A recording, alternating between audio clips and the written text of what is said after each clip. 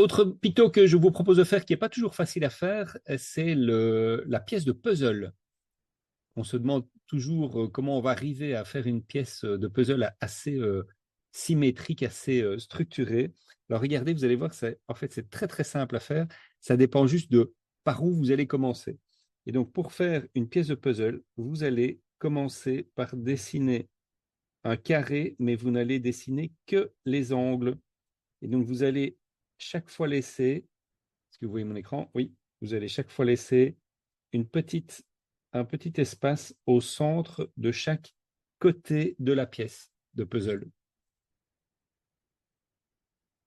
Et une fois que vous avez fait ça, vous avez un carré qui peut être un rectangle aussi, hein, assez régulier.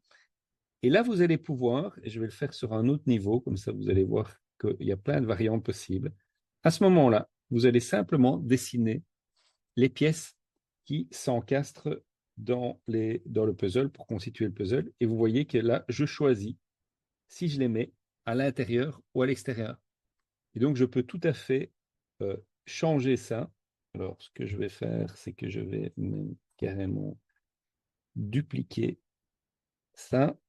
Hop, donc je vais mettre une là et une autre un peu à droite. Et sur celle-là, hop, ben je vais les dessiner ailleurs pour qu'on voit bien et qu'on part de la même pièce. Et donc sur celle-là, je vais les dessiner, par exemple, deux à l'intérieur, deux à l'extérieur. Alors un peu moins classique comme pièce, mais voilà, vous voyez que vous pouvez varier tous les côtés de la pièce de puzzle, comme bon vous semble, en fonction de ce que vous avez envie d'en faire. Alors, petite variante, enfin, c'est pas une variante, c'est plus quand on veut avoir plusieurs pièces de puzzle ensemble. Là, je vais mettre ça un petit peu sur le côté et je vais un petit peu le réduire parce que parfois, ce qu'on veut faire, c'est plusieurs pièces de puzzle assemblées. Et donc, dans ce cas-là, bon, on va simplifier et je vais prendre un carré, un grand carré cette fois-ci. Donc, je vais même prendre les pièces qui sont...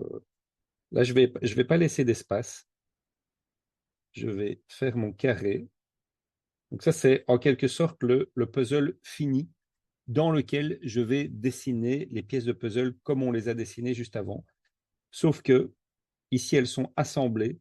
Et donc, je vais dessiner, comme je l'ai fait tout à l'heure, je vais dessiner mon espace, mon petit espace blanc, de manière à pouvoir faire mes pièces à l'intérieur. Donc, vous voyez, je laisse mon petit espace blanc à chaque fois. Et donc, vous avez compris que dans cette pièce de puzzle assemblée, on a 4 pièces de puzzle.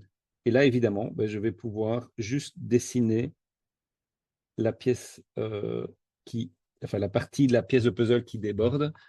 Et là, je vais pouvoir créer mon petit puzzle. Et donc, du coup, ça, c'est assez sympa parce que ça permet, par exemple, pour donner un exemple, d'avoir ben, une, une première info ici, hein. Quand vous avez un modèle à présenter, ben, vous pouvez avoir les quatre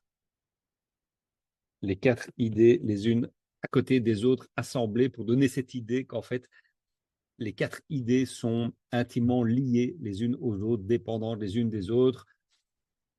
Euh, et donc, ça vous permet d'exploiter une métaphore visuelle pour présenter votre contenu. Vous voyez l'idée? C'est cool, hein? Les puzzle, très sympa.